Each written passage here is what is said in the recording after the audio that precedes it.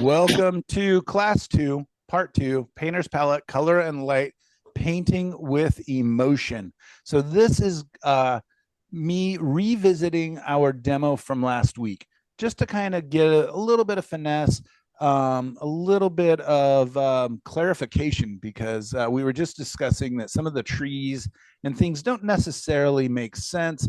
They're also very clumpy, right? It feels very solid and kind of boring when we look at the big trees, the big three trees there. I just feel like we could do more with that. At the same time, do a little less with that. The tree on the right really is leaning in like a melting ice cream cone that's about to topple off. And we want to save that and see what we can do. I also would love to introduce a cloud or two just for interest and movement. And then the other thing is I want to bring a little more light into the brights in the ground and a little more warmth. The auburns, you can see how they, when I first painted them in, they felt pretty extreme, right? Those reds and browns, if you can remember from last week. Mm-hmm. And they've all kind of dissipated and melted in. So we're just going to try to bring in a little interest, a little focus, a little bit of movement. And let me see if I can straighten that camera angle up just a touch. Hopefully I don't make anybody seasick. If I, that, and maybe this. Does that look a little more, at least for the painting I'm working on? Great. Good. Okay. These colors over here are, besides this one, which is out of tube, that is a guest color, that's a Venetian red. But all these other colors here are the mixes that we were working on last week. I preserved all of them in a Tupperware, put them in the freezer. What we have here is a titanium white, a cadmium yellow. And literally that is the name of it. It's not a cadmium yellow light or anything. It's a brand called Georgian. It was a free tube that I received at one of the events. And it's just cadmium yellow, so I don't know. And this is a Hansa yellow, deep Indian yellow, which I threw on there, not so much for this, but for the next demo. A cad red light or medium, I think. Cad, let's see what it is. Cad red medium. So a little darker red, not quite as hot.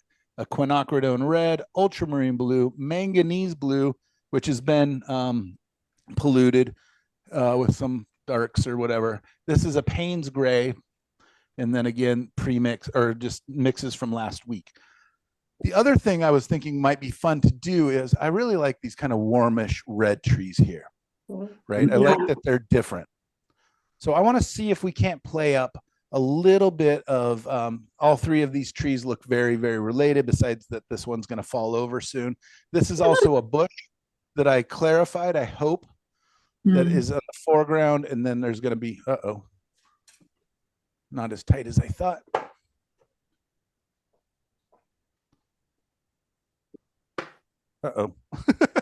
Now I just put fingerprints all over it.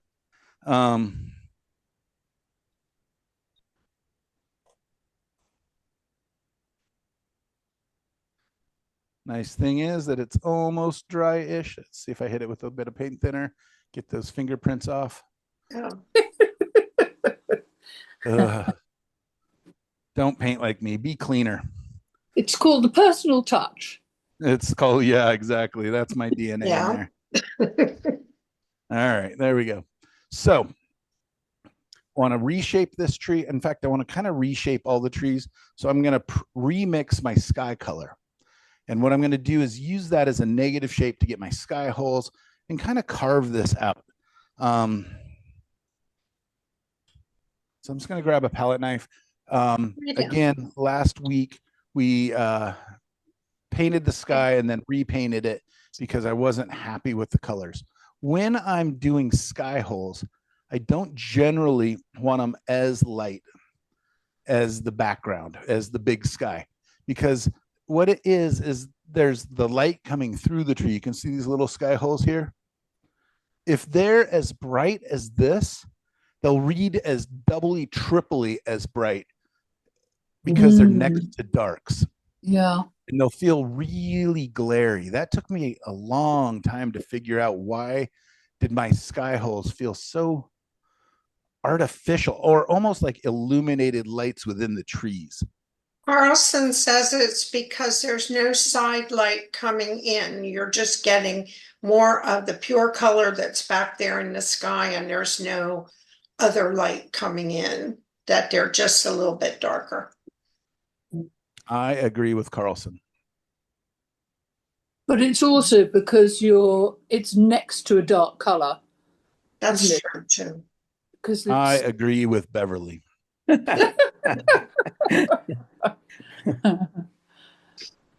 Not often I get to keep both of you guys happy.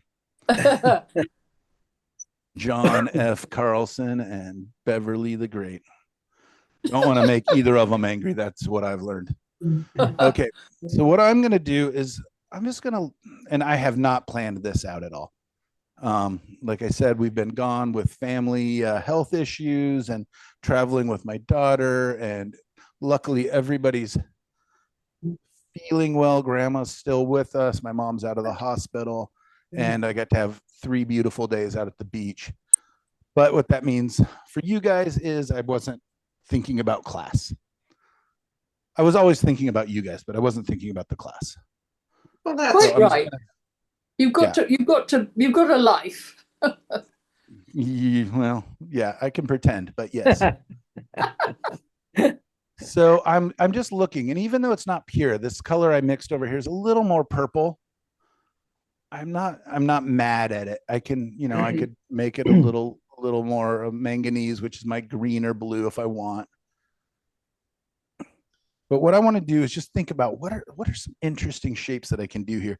That may mean editing this snow cone again. I always feel like it's just tilting over, which I love this negative shape, but how do I make it make sense?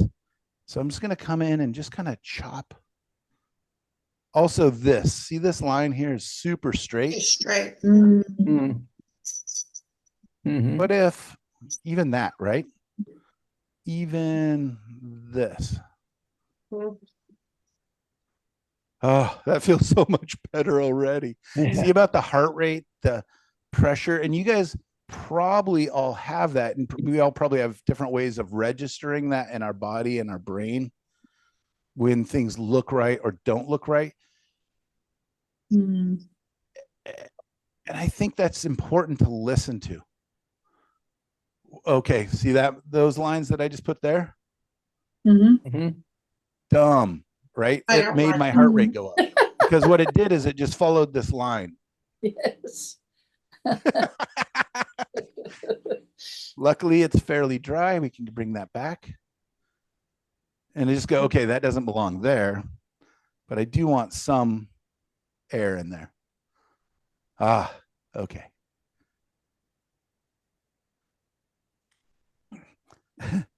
Now the camera is really in my face. Like I'm literally looking at the back of my camera as I paint and reach my arm past it. So this maybe not be my ideal setup. But I just want some air. I want some light. I want some direction. This is kind of nice. Like I'm having to reach all the way across. I really already like this better. Definitely. So now this still has that lean, which again is in my reference. So my option is to either play up the lean and then bring a trunk up, which is what I thought I was going to do. And I thought was in the reference, but then I found out that in the reference, it's actually like an old left behind telephone line that's just standing there.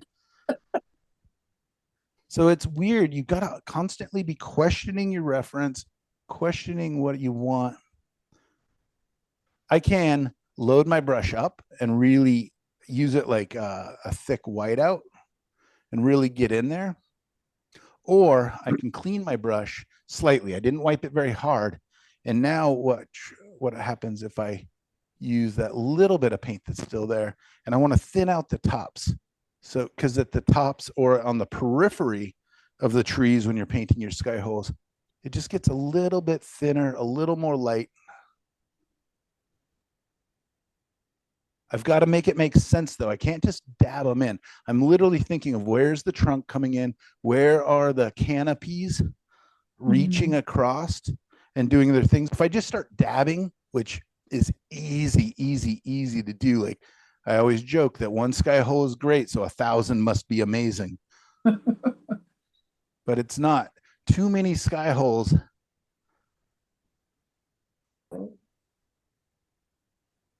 Don't do anymore. And you guys are probably already like, that's too many sky holes. I just said that. Did you? I said, don't do any more. Sorry, I've got 999 left.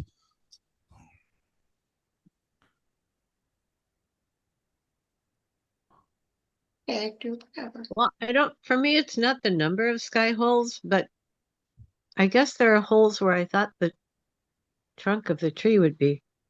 Yeah, exactly. I think you need to stand back from the picture. Yes. I think you're locked in by the camera and everything else. And you can't see the wood for the trees, if you know what I mean.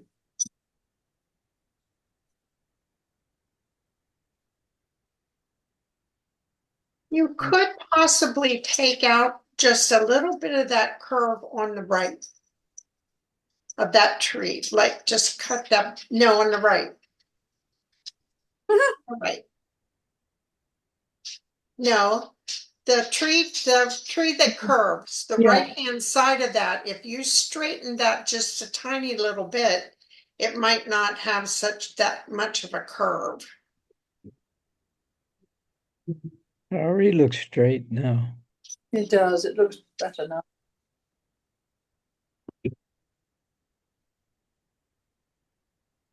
So yeah, I'm going to experiment. And let's see if we can get this to be more airy. Like it's thinner towards the top. And there's a bit of a canopy towards the top.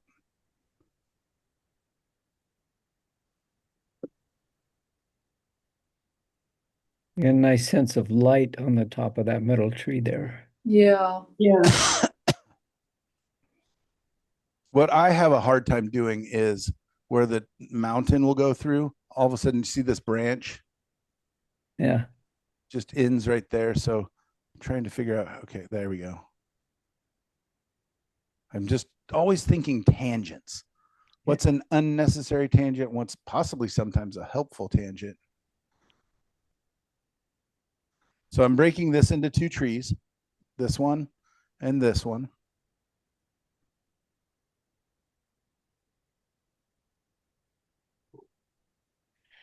I'm breaking this into one trunk here, spindly trunk here.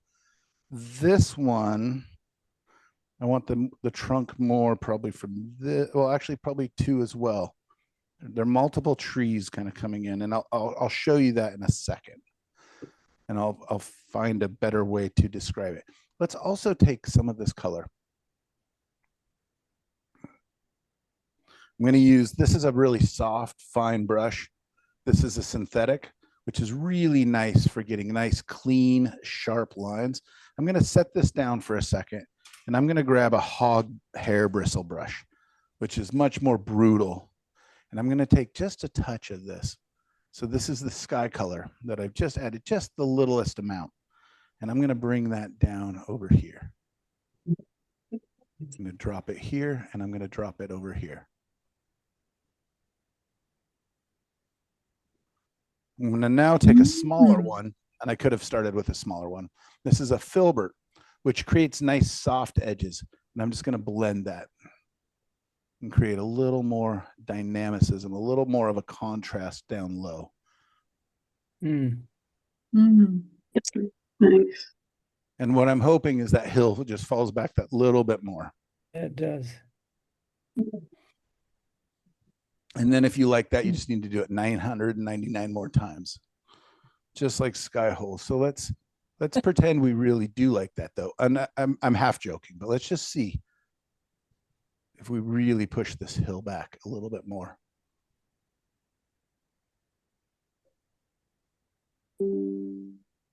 So we were talking about how softening and lightening and cooling down the background pushes it back earlier.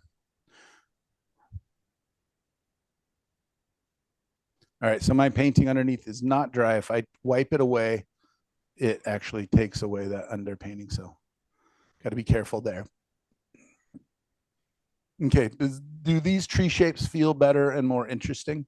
Much more. Yeah, yeah, yeah. Cool. So let's go ahead and mix up a mid to light gray. I'm just going to use this blue. And then you see over here, I've got kind of a dirty peachy gray. Mhm. So I'm going to grab that, mix those together.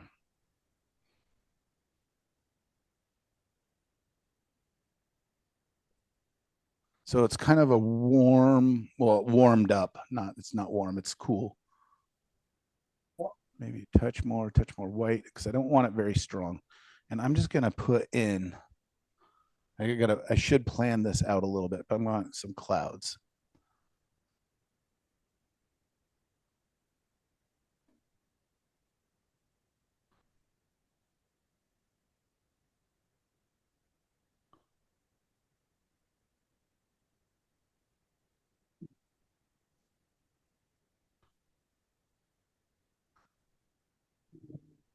What are you doing, Orwick? That's horrible.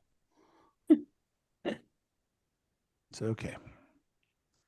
And let's bring something over here, over here.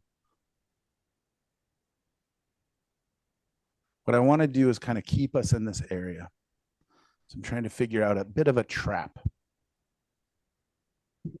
or guiding lines or value contrast or temperature contrast.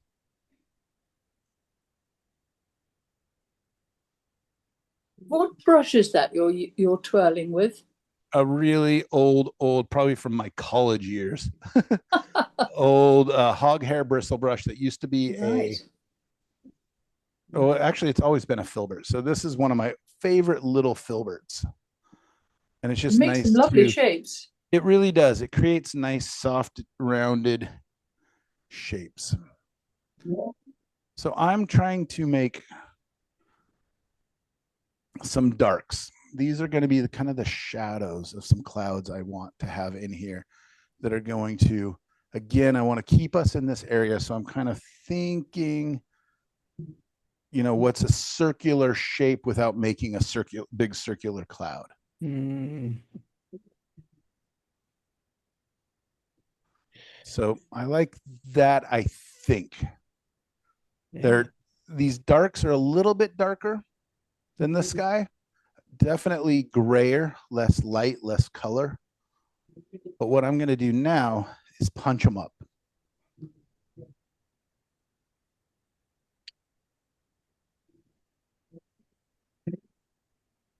And as always, I have not planned this out, even though I tell you guys to plan it out. Do what Dawn did and do little thumbnails and make a plan. But let's see what happens if we make some nice, airy clouds around those shadow shapes.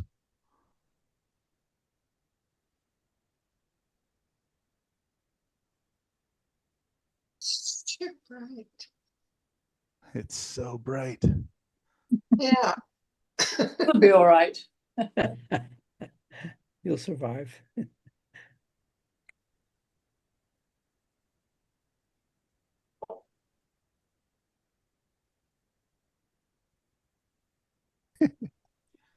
So fun. I'm only having fun because Cheryl's not having fun.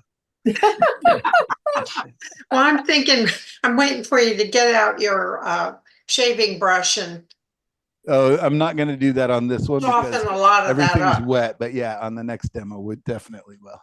I might use it a little bit, but we'll see.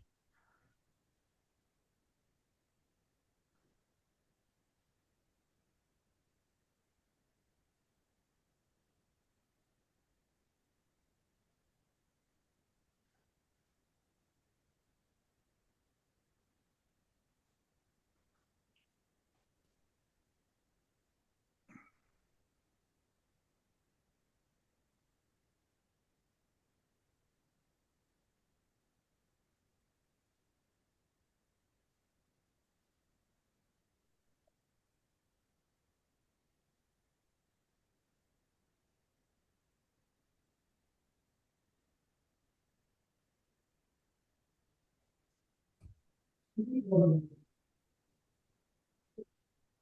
right. I'll either wipe this brush down a little bit.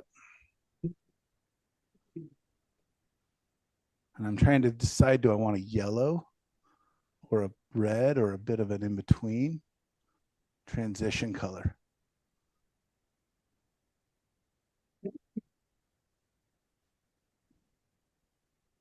Let's see.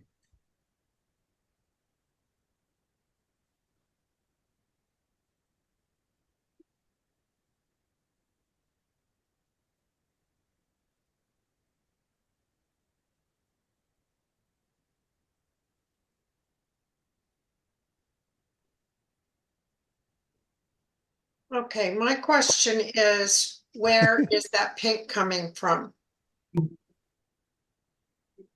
God himself, herself. It is coming from the transition between that cool to the light. Okay. I I hope. just always feel like when you have a color like that in a cloud, it's reflecting something. Oh, no, I often think of my warms as a lot of times my transition between super Okay. light and cool. It's going from yellow to that kind of purpley gray. So I think of the reds as a lot of times that transition. All right, let's see what happens if I soften those now. So now I'm cleaning my brush. And you see how I'm holding it. It's going to be nice and soft. And I'm just going to kind of come through and feather that so it's not so strong, especially in the shadow area or in the darker areas in the sky. I mean, in the clouds.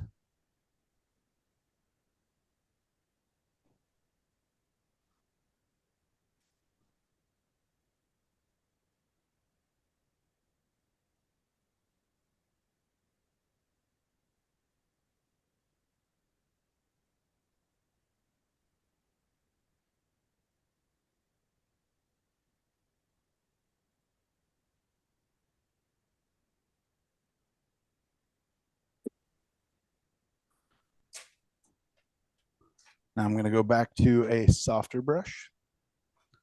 Don't need to. I could use a softer touch, but I've got them. I actually have some clean brushes right now, which won't be the case for very long.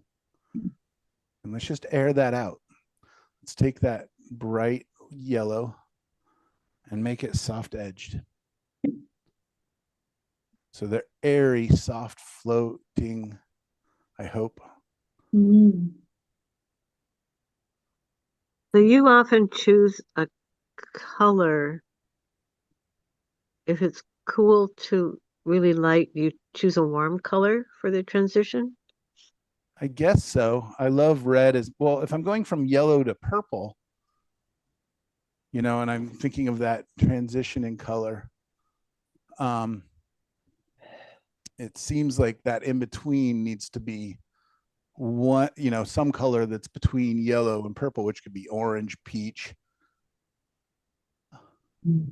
My lower clouds can be even more airy because they're further away.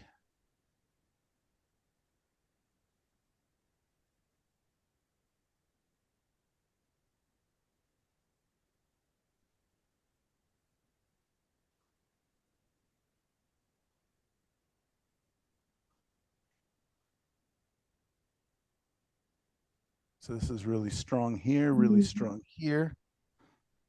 So I'm just gonna grab a little more of that pink and see if it works. If it doesn't, fine, I'll adjust it.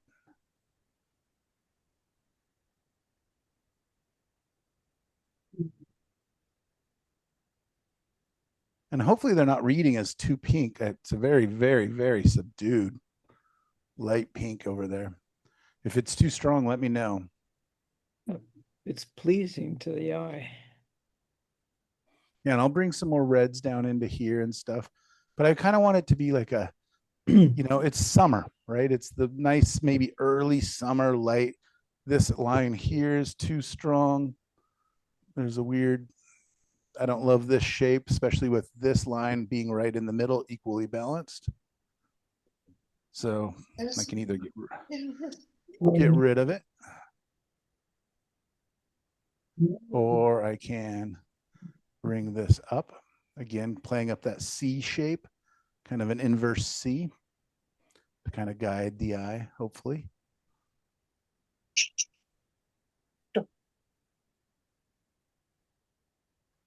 You know, maybe this is too much. Maybe it's like Diane's painting, where if I just kept it open and clean and pure, that would have made it simpler, cleaner, and more pleasing. But I don't know. And I can always paint over this with more paint and more blue.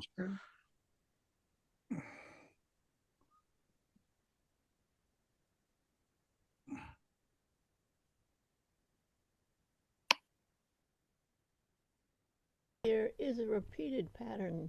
The opening between the two upper and lower cloud echoes the pointy shape of the water below. In a good way or a bad way? I think it's fine. Yeah, but That's a good way. It is interesting. Like one of my favorite instructors in college had lots of, and he even taught us to have echoing shapes in our paintings, but then he would talk about how they can't be overly obvious, but they have to be pleasing. And he would paint these big crowd scenes and just beautiful. R.V. Smith, beautiful human, beautiful paintings. Always spoke to inadequacies and slavery, and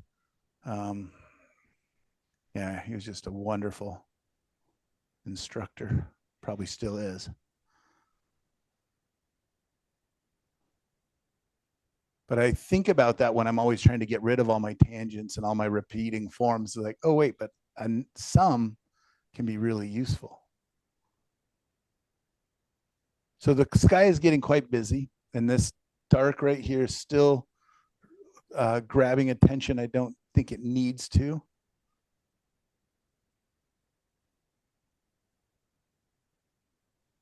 So let's just soften that. And then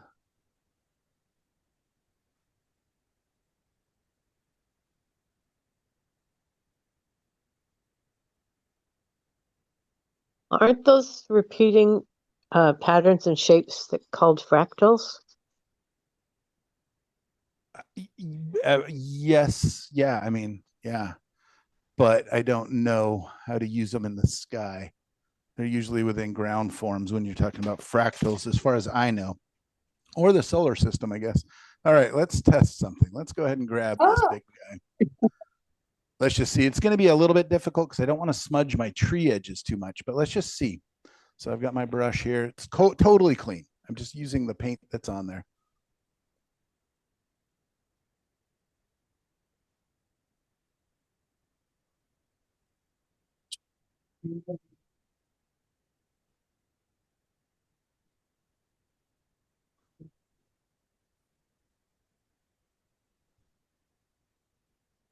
So now I just kind of grade them all down, didn't I? Like it took away the highlights.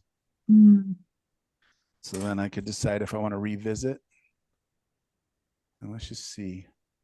It's always just, you know, what if, what if, what if?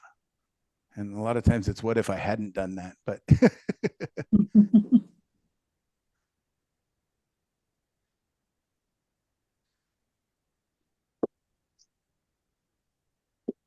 I almost want to put like a bit of a strong light source on them and just see how airy and light this gets, but I don't want all of them to be that strong. I don't know. I may be being ridiculous right now, but let's go for it, right? Nobody loves this painting.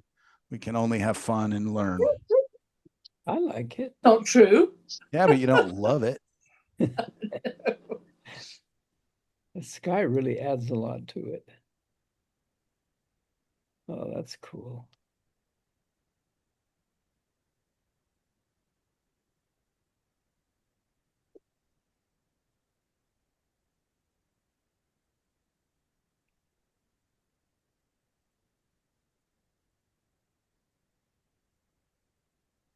Yeah, I think the sky adds a lot of mood to it.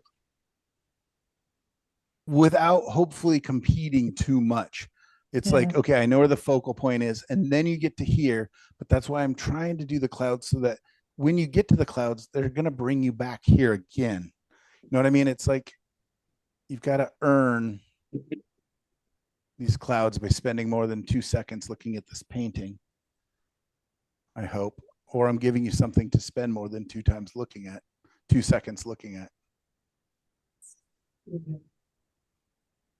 Too strong up here. It's going to grab attention, so I'll deal with that.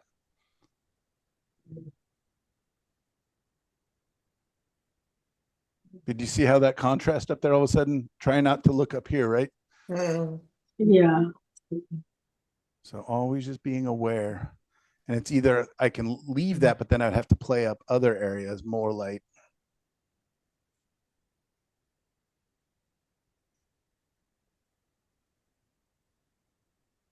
I like the light on that middle cloud, top to bottom middle cloud, and it's soft on there. It's not harsh, but it's there.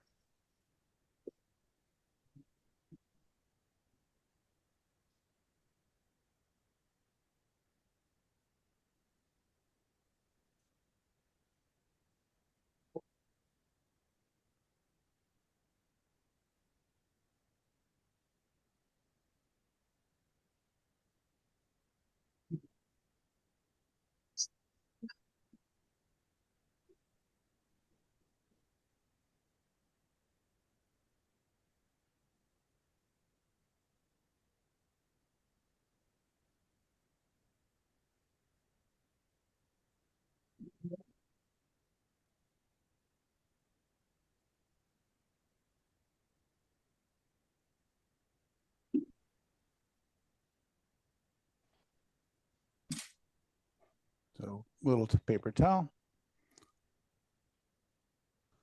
little finger.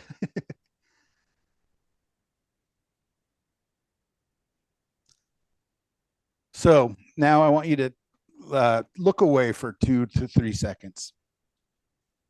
Okay, now I want you to look at the whole painting and give me an honest assessment now as you look at the whole painting, the trees, the ground, the water.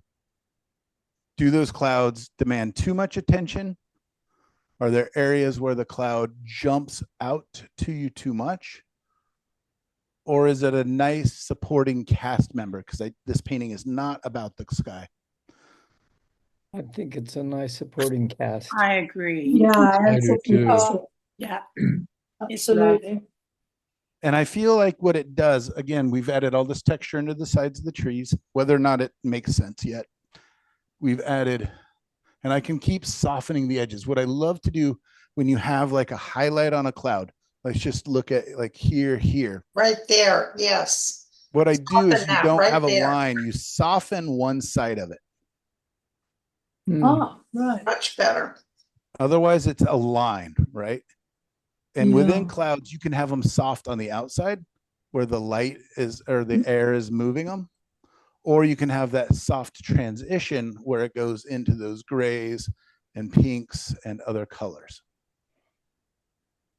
Again, our eyes, oh, I forgot about the class lesson. Our eyes are attracted to contrast. So that's today's lesson. Color, contrast, and temperature in painting. Understanding contrast. Why contrast matters. There is one guiding principle when working with contrasts in paintings. Anybody want to guess what it is? What is the one thing that contrast does in a painting? The main thing. It draws the eye. Yes, indeed. You used my exact terminology. Contrast draws the eye. Whenever you place this, wherever you place the strongest contrast of value, color, edges, detail, or shape. So contrast can take many, many forms in a painting, right? It can be lights and darks. It can be warms and cools. It can be pure chroma or pure color and grayed down color. It can be edges. It can be anything. So that's where the viewer will look first. And I really, I don't know if this is for sure, but you know how a baby, like a new baby, like a little baby, well, if you're holding it up close to your face, it'll look you right in the eyes. I think that's because that's the strongest contrast on our face. They're attracted to the pupil and the white of the eyes. I think that we're just innately attracted to contrast. I don't know. But five types of contrast. Every painting contains 5 major elements, and each one can create contrast. Composition, large versus small shapes, right? Simple versus complex contours, right? See how we're attracted to this now, whereas before it was just a straight line and our eyes just kind of flitted across all of this. Now I'm asking you to go ahead and spend a little bit of time here, as before it was just all a dark mass, right? Value, the lights and the darks, light against dark, right? Some of our darkest darks against our lightest lights. This isn't my darkest dark, but comparatively it is right in this area. Right, yeah. Like this is almost too much contrast right here. See how I lit, when I lit this, it feels glowy. Let's just take a paper towel and just neutralize that a little bit. Ah, right.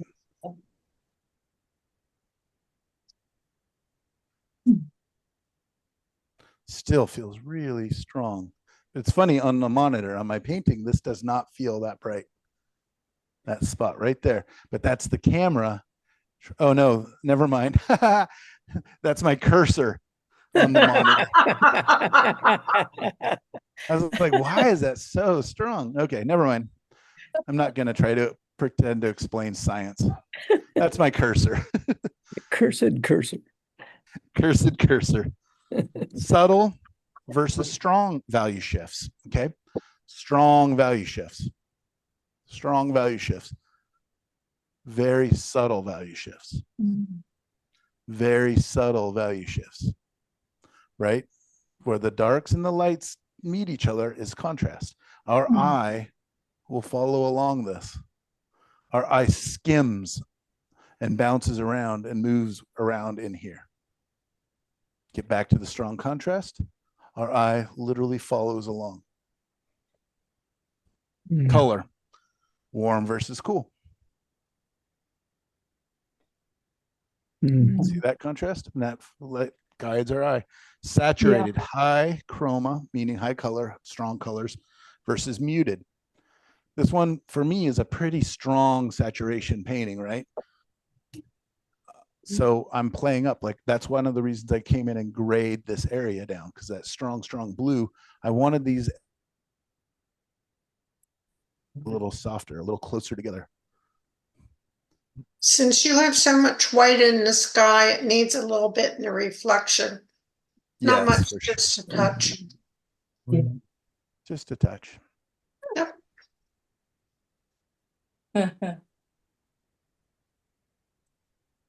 I do like the sky now, I must say. Yeah, sky looks And it's busy without being too busy. And the reason is, I hope, again, I'm maybe speaking out of turn a little bit as, you know, the proud father of this beautiful baby that I just made, but is because the values are very close, right? Pick out this tree and you can see the contrast, put the tree in it and they almost, or squint your eyes. These values are all so close.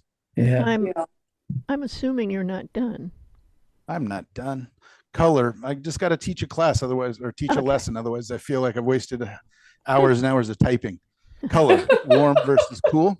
Okay. Right, we got the warms bumping up against the cools and the shadows. Added those cool greens along the edges.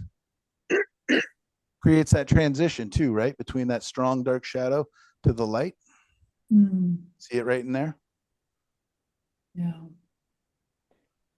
So I don't want all my contrast super sharp. So some of these transitions I'm creating, some of these contrasts, I create a transition to let your eye skim across, which again, makes it so you're not focused like you are here and here. All right, color, warm versus cool, saturated versus muted, and complementary versus analogous, or complementary colors. So the orange versus the blue, even though it's very muted. If I made these a bright red or a bright orange, it would be much stronger. But edges, soft versus sharp. which soft shapes, soft edges, crisp edges. I'm softening this a little bit, but it's an in between. It's not as soft as here, but it's crisper, but it's not as crisp as here. And lost versus found, fully lost edges in the clouds, right? It's hard to tell where the blue and the clouds begin in certain areas, or the gray to the light. In the trees, there's also a smooth transition. I want to punch that up though. I think we can make this a little more interesting. And detail, high detail versus simplified, busy versus quiet. All right, so that's 3 pages, 4 pages worth of notes that's right there. And that's the highlight. It's just that one little paragraph right there. So let's see what happens if we bring in some more color. I'm going to go to the ground first. And I want to play up some of these beautiful auburns. I think that we've got these nice greens. We've got these nice green, gray blues. We've got these blues. This is a lot of transition, more than is in most of my paintings. I mean, a lot more variety of chroma or color. And again, when I say chroma, it's the fancy way of saying color. It's just me trying to be better than you. More fancy. But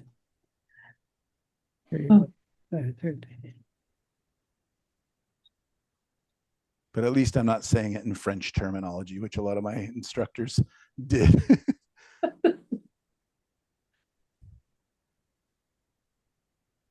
Yeah. So again, for those of you who haven't been with me for a while,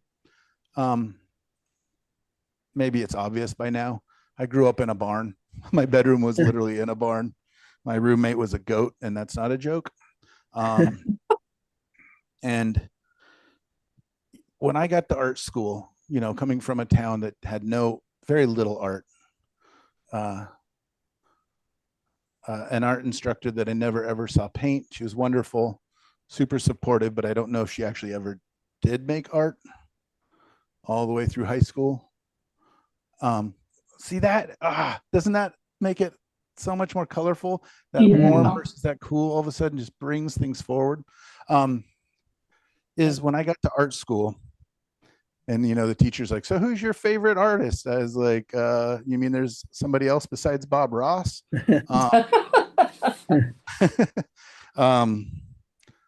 You know, I just felt so silly. And then when they're saying, you know, we're going to do this one alla prima, and it's all about your chroma and your values and your saturation. And I just felt like I was not only in art school, you know, learning about art, but I was learning a whole new language.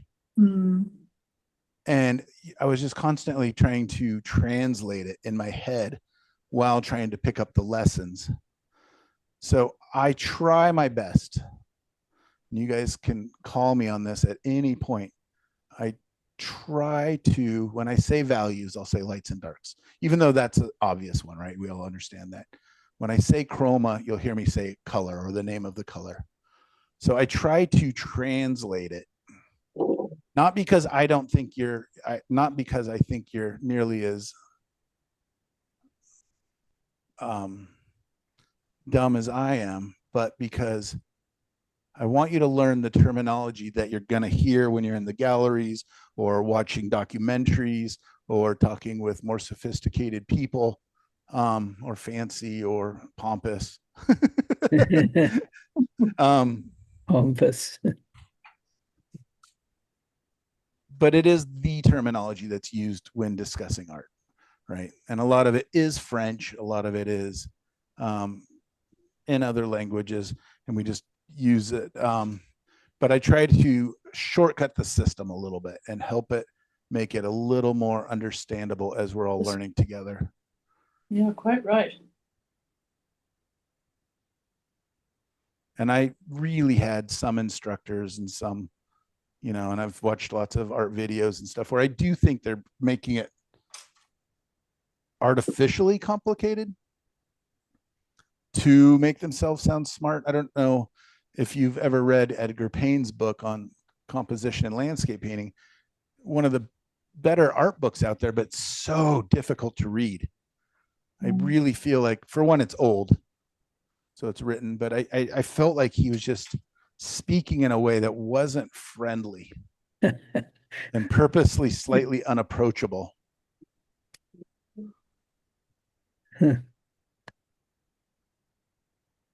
So, anyways, don't ever think that I'm talking down to you guys. I'm doing it partly for myself and partly out of habit, but also because I don't want you guys to spend brain matter translating what I'm saying, plus trying to learn the lessons or take in the lessons. I really appreciate it, I must say. I think sort of straightforward language relates so much better, so much more quickly, and one can get on with the message. Right. Yes. Yeah, I was listening to about how the Chinese study math and why they're kind of so good at math at such a young age is all the terminology that they use, or most of the terminology they use in math, literally just says the thing they're doing. None of it's in code. Whereas But I I feel like like how you use both terminology. So we learn the posh way, but we also learn yeah, I want us all to look cool at the party. Totally. I love that.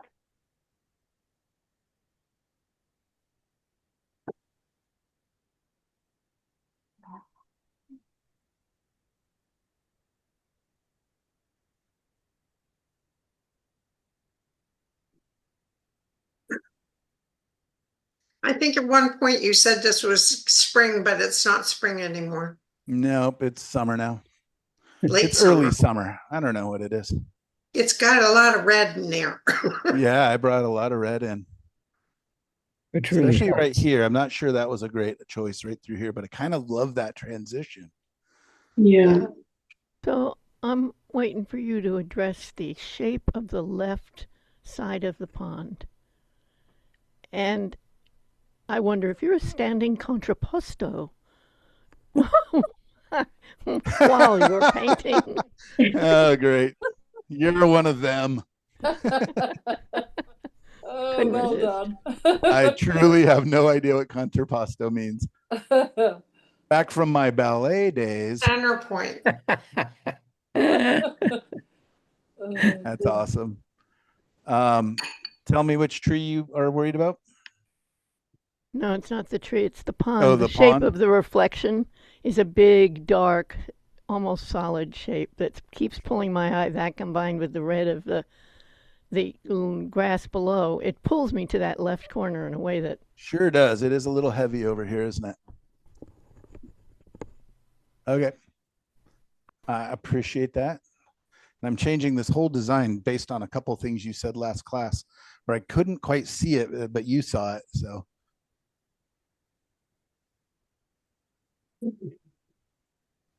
for some reason it's a and lot then once I easier was when able to it's not my painting. well, and you could see, or I just couldn't see the reference. So I was literally basing it on big, bold, heavy shapes and not questioning it. I was just trying to paint abstractly, which is a great way to start because now I can come through. You even see just this line right here, this light, and how it breaks up this dark to that dark. I wish I would have put them in different places.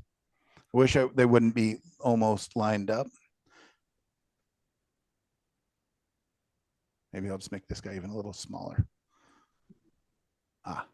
Maybe. Maybe I just need to bring this dark over a little bit further.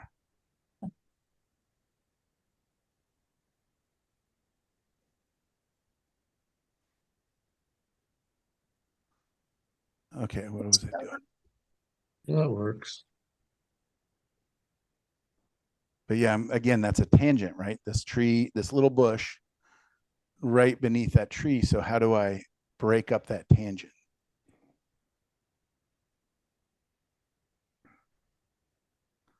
Let's go back to red. A little bit of a reddish goldish here.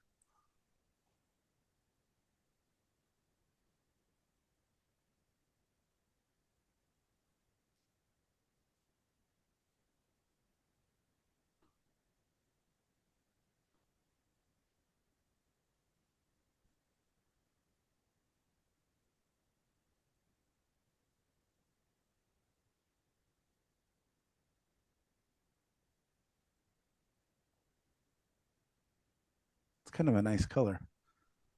Kind of a goldy,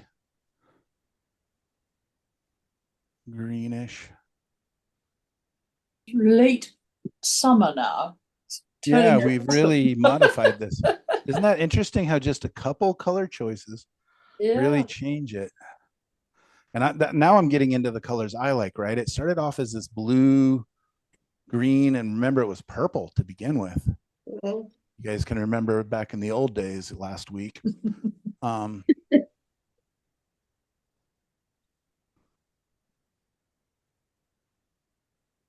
Wonder. So I want this tree to not pull us too much. So I almost could leave it mostly in shadow and then bring a little light, but I don't want to lead us off too much. So this is a weird, and I'm still want to bring this and this, just like Jod has been saying. Yeah, it's funny how I'm just scared of a couple of you. Cheryl and Jada scare the crap out of me.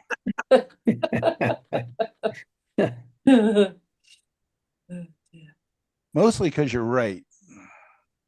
You guys are very observant and good at pointing out the inadequacies. I mean, the faults. No, I mean the what's going on in paintings of others. You're very observant. And I very much appreciate that because that's a hard thing to find when you're looking for feedback and critique. And I think that is something that this group does really well, is help each other and be nice, be kind, be loving, but at the same time, really just go, okay, if we want to grow, we've got to know, right? Sure. We have to. And a lot of times, again, talking about the proud father, right? We've all seen that when somebody's have you seen my new grandchild? And they show you a photo and you're just like, what do you say? That is not a beautiful kid. Put that one back in the oven. It is not fully baked. But that's like our paintings, right? I mean, not always. Sometimes we're never nice to our own paintings. But there's other times where we're just kind of in love. And I am the eternal optimist, where I, kind of love everything I'm doing while I'm painting. I'm like, the greatest painting ever. I'm finally going to be famous. And then I come back the next day and just like, yep, that is one ugly baby. You just reminded me of a story that a friend of mine told me about. His third kid was being born, and back in the day when the guys used to stand out in front with the glass and the nurses would bring the babies forward, and there was another fellow standing beside him waiting for his baby to come out. And when his baby came out, the guy went, "Oh my God." And my friend turned to him and said, "Don't worry, my first one looked like a banana too."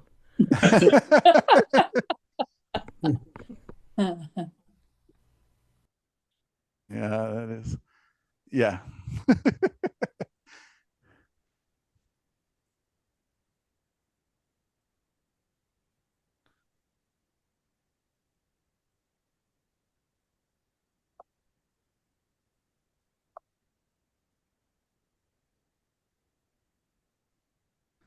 So Lisa, you are the one that was very adamant that you see me finish more paintings, which I very much appreciate and agree with, because you guys see me start a lot of paintings. Is this a little bit of what you were hoping for to see? Yeah. Is how you just kind of take the big darks, add your light, and now you have a 2-value painting thinking about the tree, right? And then within the shadows, which was just it was almost like a no tan tree, right? A purple side and a green side. And now within the shadows, I'm bringing in transition values, and within the lights, I'm bringing in values. And that's a really nice way to kind of build up your painting. You have to be a little bit patient and just say, the detail will come. And that is a hard thing to do. And a lot of times it gets uglier before it gets prettier, just like our teenage children. And no, this is great because a lot of times you start and then for you, I think the process is indeed, you don't have to think about it as explicitly as at least I do. And you come back and show us a finished painting, and I'm like, how in the heck did it get there. How did you do that? So this, I love this because I'm like, oh, okay.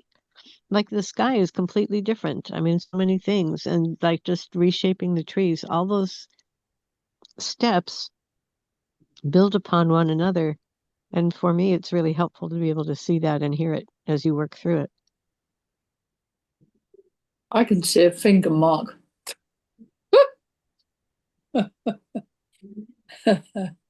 Absolutely. Well, this is really good for me too, Lisa, watching a finished painting. And it's really comes down to um, paying attention, keep questioning and keep refining. And um, it's just work. I mean, you just keep at it. Um, I tend to quit too early and get frustrated, and my stuff comes out pretty crude. So this is good to watch this. Yeah, yeah, definitely.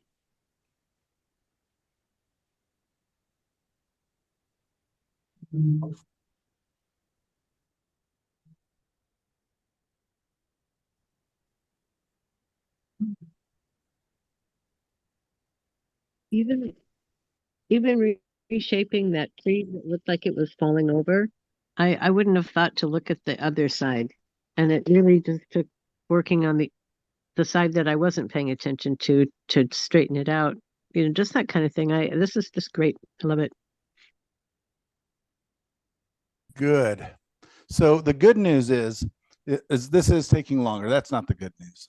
The good news is that the paintings that I intended, the one that we are going to do as a group painting next week, will actually work really well with our next lessons on keys, because we're already getting towards time, and I would like to keep working on this. I don't want to just quit it right now. So for those of you who have a life and a schedule, you know, you're more than welcome to leave, of course, always. And then the rest of this will be recorded. It'll probably be another 15, 20 minutes of painting. And then next week as a group, so this will give you time to kind of prep for it. I would love to paint that scene that we were looking at with the purpley gray sky.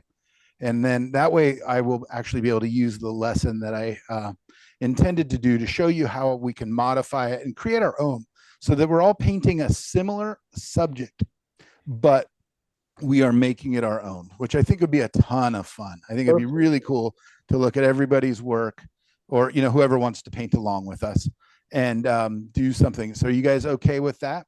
Oh, yeah. Great. Super. Very interesting. So, That Michael, way I can. is the homework to do that photo before next week or to do it together next week? I'm going to tell you to save it. Okay. Your homework this week is to just make another landscape painting that you like, that you want, that is based on the thing we just talked about, the different ways to use contrast wisely. Okay, so that's in the handout. The 5 types of contrast: composition, value, color, edges, and detail. And again, I always feel weird.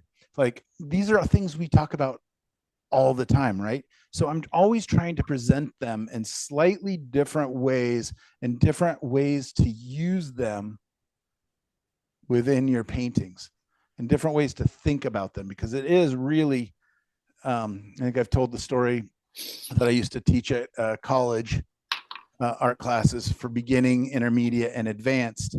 And I really, really realized that I was teaching the same thing to all levels. Mm-hmm. It's just the amount of focus and what I was asking of the students. There's really sort of a limited amount of, you know, color, values, edges, shapes. Like, you know what I mean? There's not that many different things we get to use in painting. But at the same time, you could study this forever and ever and ever. My favorite quote, even though I don't believe it's probably true, Monet on his deathbed, I was finally beginning to get it, right? I don't know if it's true, but I like to choose to believe that it was. Yeah. And I believe that's something he would have said. Whether he actually said it sounds too romantic. He probably said something more like but Nailed.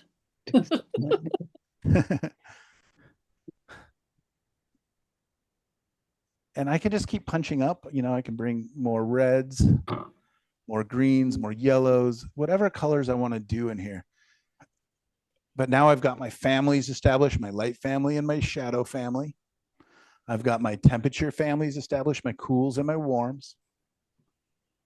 These reds, maybe like in here is a bit extreme. Maybe I break that up a little bit or bring some blue cool greens in so it's not so steady.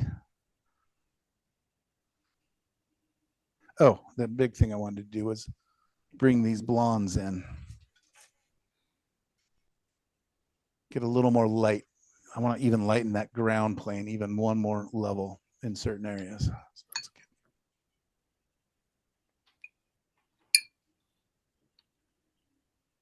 And this may be too much. Again, I just don't know. It's constantly asking, how much can it bear, right? How much can it hold? How much chroma can it hold? How much value shift can it hold? What edge quality can it hold before it destroys the illusion of whatever it is you're trying to do in that area in the painting?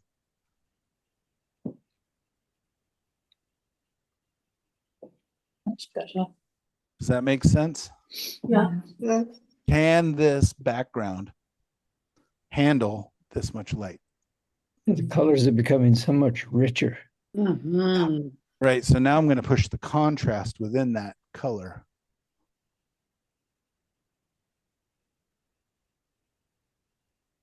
Wow.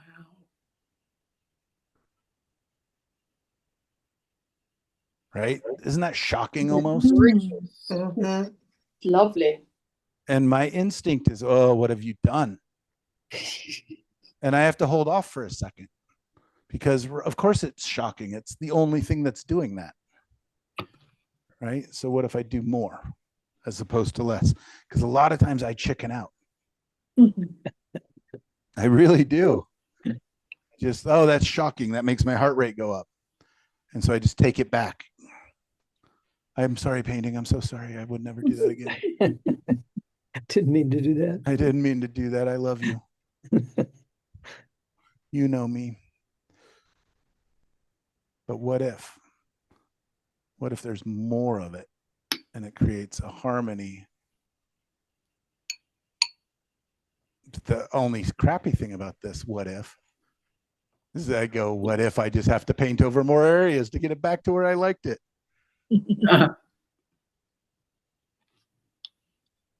That's where I completely fall apart. Right. As soon as I start to change something that's on there, it just goes to pot. Yeah, totally. That Yeah, it's brings scary, up a right? good question. Let's say, for example, you decide that you want to go back to just the shock and not all the other stuff. Are you more likely to paint over it than scrape it off? Or are you more likely to scrape it off?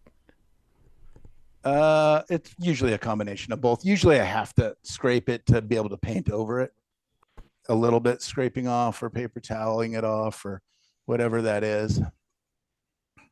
It's usually a bit of both. It's whatever makes it so that it's easier to fix.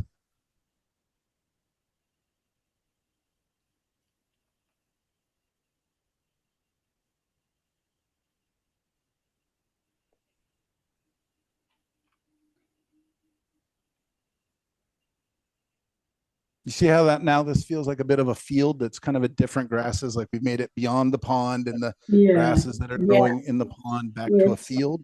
Yes. That was the goal. But I also want to bring some of the in. It can change slightly. Maybe more red, maybe more green, maybe more whatever. But I want to bring some of this element forward. Well, it also really it helps that little bush in front of the tree. It just Yes, made a right? huge difference. Yep, that long line. Oh my gosh. It suddenly moved that bush out. It's amazing. Yeah, it did. Good, good, good.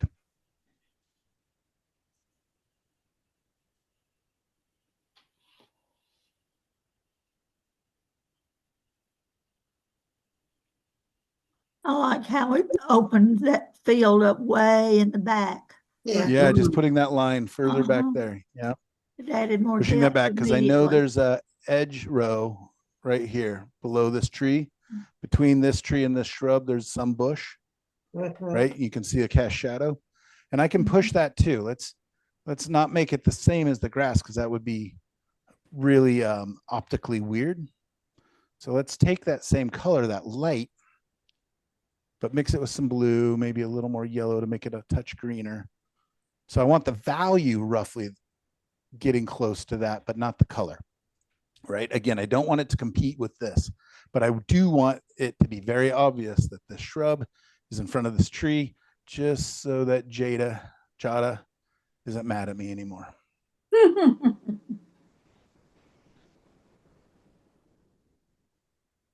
I think I can warm it up. I think it got a little cool.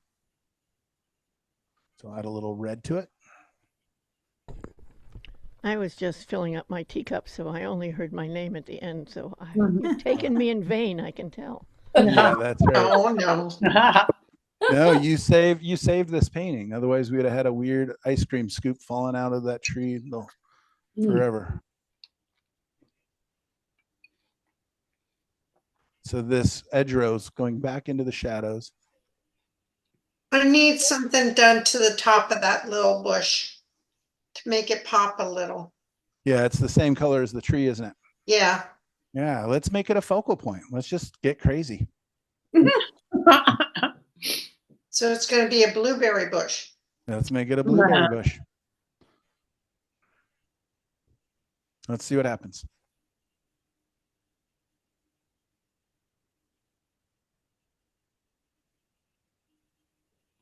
We'll have to reflect it in the water.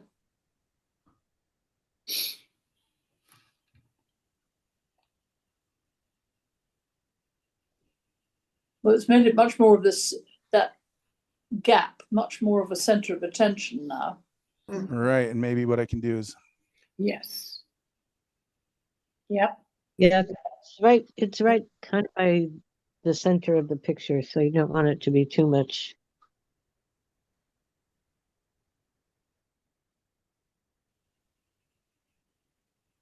You are right, Lisa. That is exactly right. I wanted it kind of as the focal point because I want this as my focal area. But you're right. I didn't want it to be the screaming focal point. Try a little bit in the water. Right there. A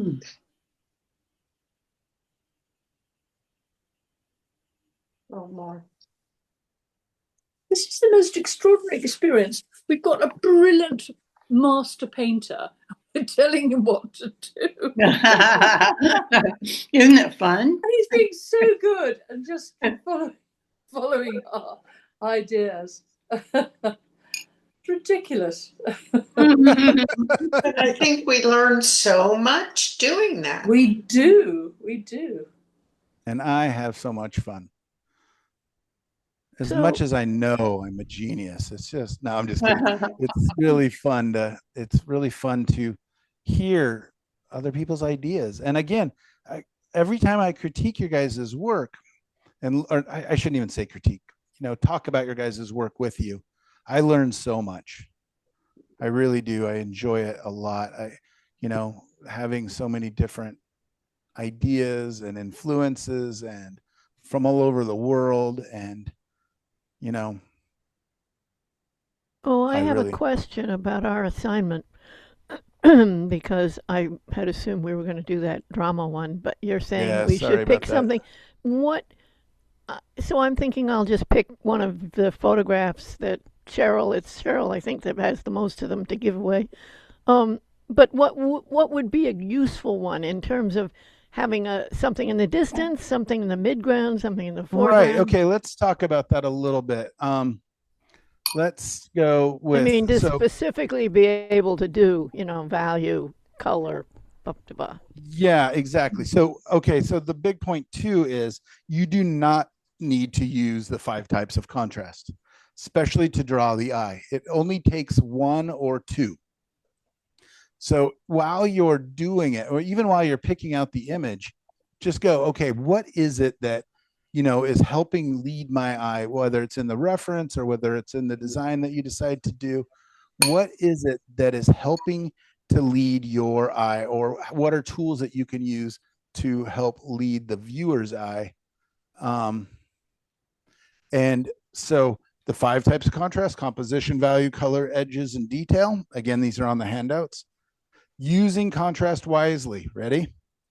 You don't need all 5 types of contrast to create a focal point. A quieter focal point might use only 1 or 2. Avoid strong contrast at the edges of the canvas, right? If I made this tree over here bright red, see how that just destroys the image? All of a sudden, we just want to go flying off over here.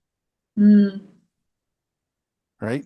So we have to not only know when to use our contrast, but know when to not use our contrast. Avoid strong contrast at the edges of the canvas. So that's color contrast right there, right? They'll pull the viewer's eye out of the painting. Yeah.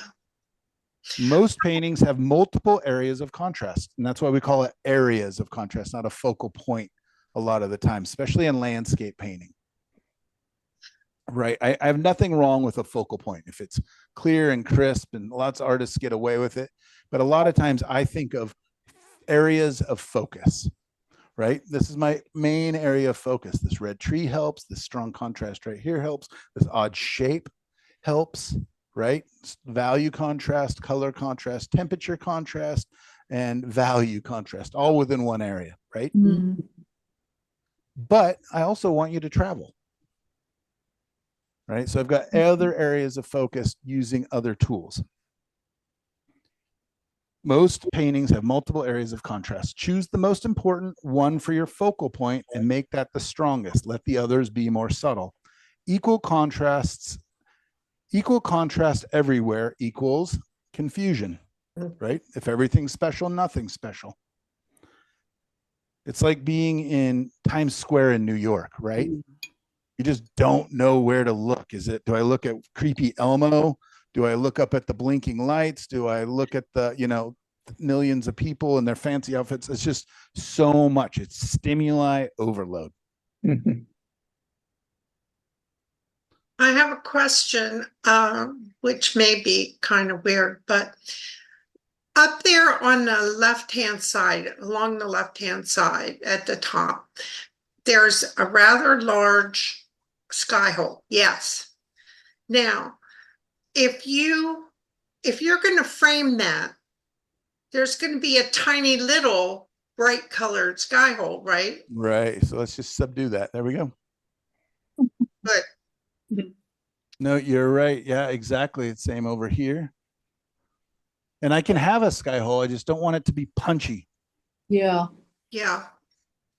Okay, let's, as our instincts go, right? Detail comes forward, right? Soft edges fall back, detail. So if I put a bunch of just beautiful grasses, really well painted up here, you guys can't see it because I'm not making a lot of contrast.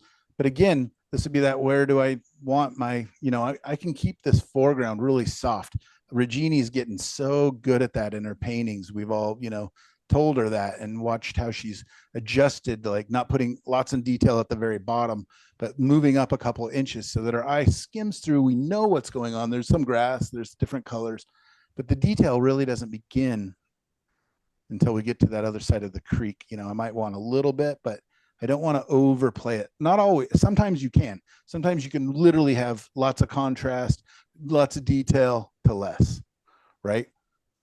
But there's way more detail here than, or is that a lake? Now, the reason I'm asking, because if you look up through there, there's kind of some color that would indicate maybe it goes a little further. And where? No, down just a little bit. If you just follow the bottom Sure, a little bit. Uh-huh. Anyway, I was thinking that maybe you do need some grass to come up across that area. I agree. I don't know how to tell you where it is. No, just to break this line up, because otherwise Yeah. this line is equal to this line. Yeah, but on This the line is right-hand looking side, at- there's a place that at the end of the pond.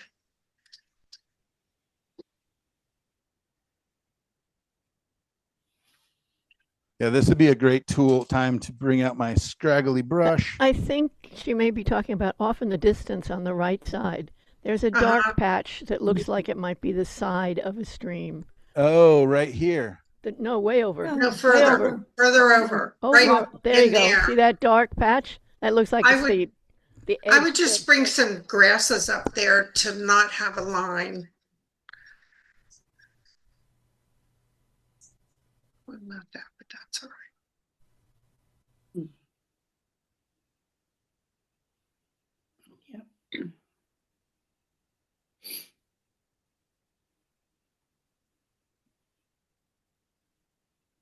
You do realize that we want a commission on all your paintings with all the input that you've been given.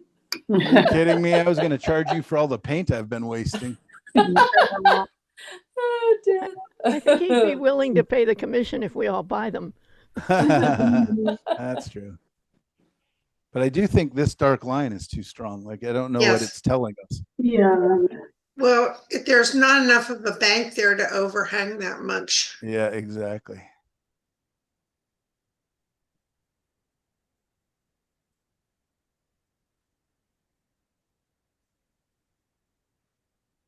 Now you go into the lesson on knowing when to stop. Yeah. Yes.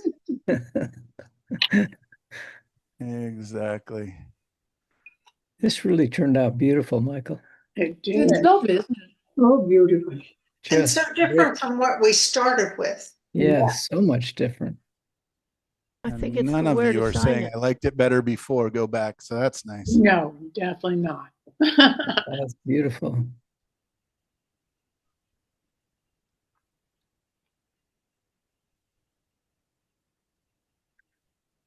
Now it's just sparkling.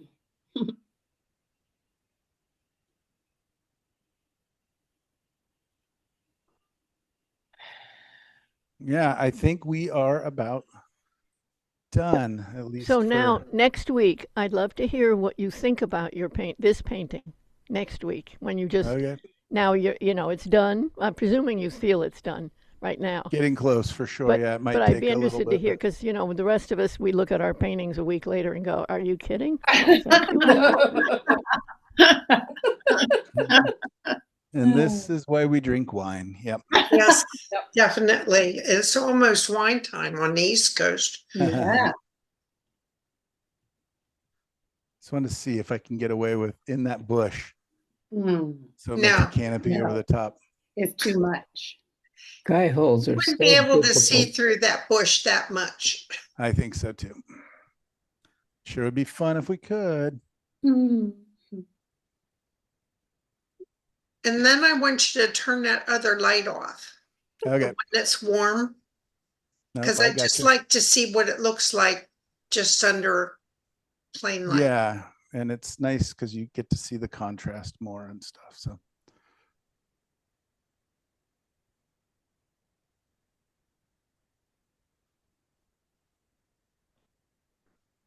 scanning my eye. These shapes are see the shadow It's dark strong shape now. above the grass is mimicking the grass shape. So I got to figure out what to do there. I'm just going to break up those grasses. But some of that dark will lighten by next week, won't it? What? Some of that dark will lighten by next week. No, that's the purple from before. Oh. But I can lighten it just by bringing in a little cool or whatever, just a slightly lighter value, so it's not so punchy. I could, just like when we were talking to Don about his painting earlier, just bring in a little bit of color that's within that shadow that, and a green. Much better. Because that's a red. So a green, blue, gray to contrast that. I still want the shadow at the base. but maybe not as much at the top, and it's transitioning down, soften the edges. Da, da, da, da, da. Mike talks to himself a lot. Okay, gang, let's turn off some lights. It's nap time. Oh, wow. So there's Quite a without the difference. light. It's lovely. Oh, beautiful. You make me see Okay, so I want to put it right in front of the camera so it's not as, so just see if I can straighten that out. Okay, so there's kind of a straight on, or about as good as I can get without making you guys too seasick. Now let's see what happens when I turn the lights off. Are you ready? I got to move the mouse. That mouse on my monitor is killing me. Now I've got a sky hole right in the dark little red bush. All right, ready? Oh, look at that.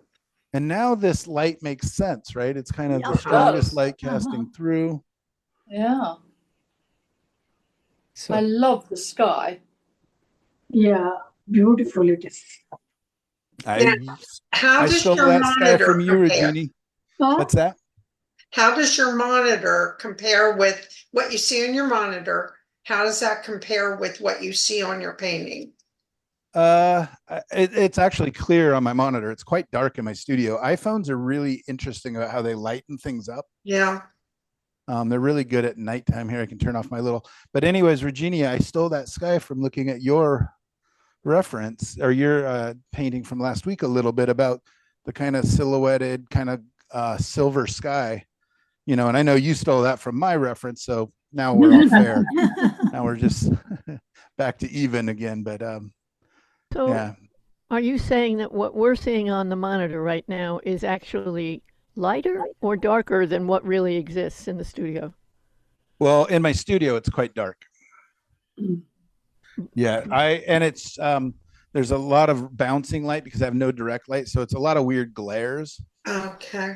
Because all my lights just off and I've got my blinds shut or my blinds pulled, so it's all just soft reflected light bouncing around in my studio. So there's no light hardly in my studio. Oh, so you're not in normal light in the studio. Okay. No, there's no lights on. I've turned every light off. I've got my blinds pulled. So the iPhone is good about seeing in the dark, but you can see there's a little bit of cachette from my blinds aren't blackout blinds. Yeah. But what I like about we have a spot in our house when I'm cooking dinner that I'll hang a painting and put the dimmers on and off and on and off and on and off while I'm cooking.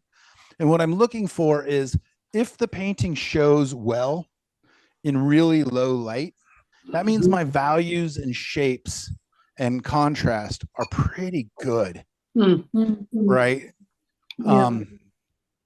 And a reading, like I really like this now, this blonde area. Lovely. And I was really curious if I should bring in a bunch, or spots of it, or some flowers in the foreground, Queen Anne's lace, or yellowy flowers to fight with that, or not fight with it, maybe to complement it. But I actually like that now. That brings my eye through to here. Yeah. Yeah. So maybe just a touch. I don't even know. No. Maybe the fact that it's such a triangle, but look at that little sharp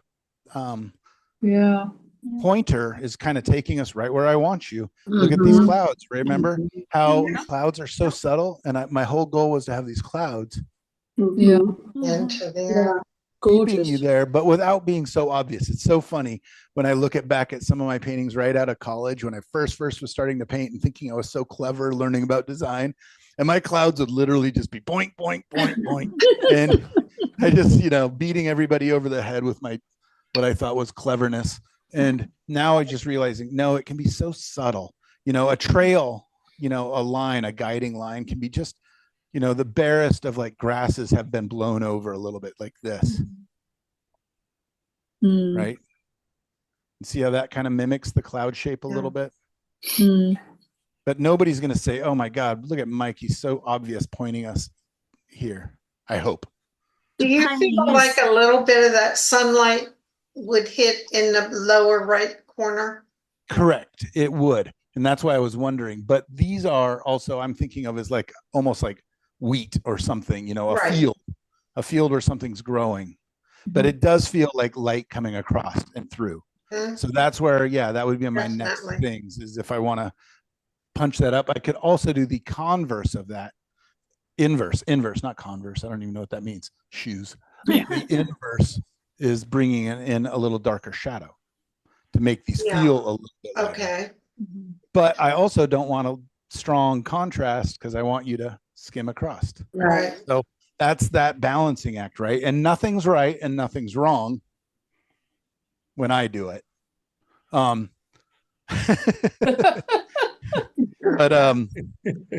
you do it. When I do it. But it's just, you know, again, what can it bear? What does it need that? Okay, so now I'm looking at those left trees, and underneath it, there's 2 dabs of bright yellow or bright light paint underneath the base of those trees, underneath that bush. And that's, I feel, too strong. And I don't think that the value is too much. I just think I could soften those lines. Yeah. And that would, well, let's just do it. I do. I'm painting in the dark. I'm looking at the monitor. Let's see. What do you think of the idea in that bottom right corner? It's one's eye sort of slips out of the picture. If there was some sort of grasses growing there, not a lot, but just something to sort of, in that corner, it seems to be a bit of a dead area. I don't know. Yeah. Am I wrong? Well, Evidently. probably, but let's see. No, I don't know. Yeah, because that's been a wrestling thing in my head over here is, you know, what's too much? Because again, I want you to skim through this pretty quick. Yes, sure. I think, yeah, I would live with it for a second or two. Yeah. Yeah. You know, and I was contemplating doing something that was, you know, not the That's same where color. the signature goes. Yeah, that's right. Ah, that's There right. you are. Yeah. That's where the red. Hooray. That's where the red dot goes. It's a 7 or 8 dot, I think, to judge by the crowd in the audience right now. Yes, indeed. Yeah, everybody can expect their $10 check in the mail here shortly. Yeah, when we split the winnings off this one. Anyways, you guys, this was so fun. You guys are amazing, and I'm glad that everybody's cool with that. With, you know, It's with brilliant. painting by commission. I've definitely, you know, at the end of classes, I ask for reviews and feedback, and I definitely have students that don't come back because we paint this way. And, you know, and I'm not asking, you know, for your sympathy or anything, because I really enjoy it. And I do think we all learn together. And some of them just expect me to come in with a, you know, do as I do, and then you'll learn how to paint. Oh, no, I you want them can to do learn that that on it's just, you can do Yeah, that it's- on a CD or something, you know. right. And what fun is that? Mm. Again, It's, I compare it to the kids who get a Lego box and build the thing on the cover versus the kids that get a Lego box and open it up and make their own thing. It might be inspired by the thing on the cover. And I think that most of you guys are like me. I've never built that thing on the cover, never once in my whole life. And you know, there's nothing wrong with that. That's just a different way of thinking. That's just a different, they're the engineers in our groups, not the creative engineers. They're the, you know, that tell me what to do and I'll do it. And so next week when we are doing a paint along, I hope you'll take the same idea of, yes, that's what Mike's doing. This is his thought process. How can I incorporate his thought process, his ideas and his guidelines, not rules, and make it my own. And I think that's what's going to be the most fun, rewarding. And what's also going to be really neat is at the end of it, when we're all sharing it, we're all going to learn from each other. And I wish it was all the positives, but we're also going to get to learn some negatives of what not to do. And that is just as worthwhile. So are we getting anyways, to, you guys, let me, you guys done looking at that painting? yeah, what Yeah. are we going to get to see the reference you're using, and so we could try and paint it ourselves? Yes, 100%.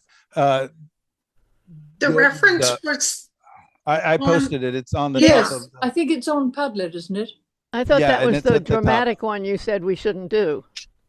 No. No, that's not, no, that Oh, I one, missed it then. I missed it. I'll have to that look. one's the one with the purple in the sky or whatever it was. So do not do this for your homework this week. Your homework this week is to paint something based on the focal areas, something we only mentioned. Oh, I want to go to here. Oh, I can just go to here. Are we Okay, going can to you have a guys- list of colors for next week? I love that. No, I think that will be super part of the fun. And I wanted to ask you guys about that.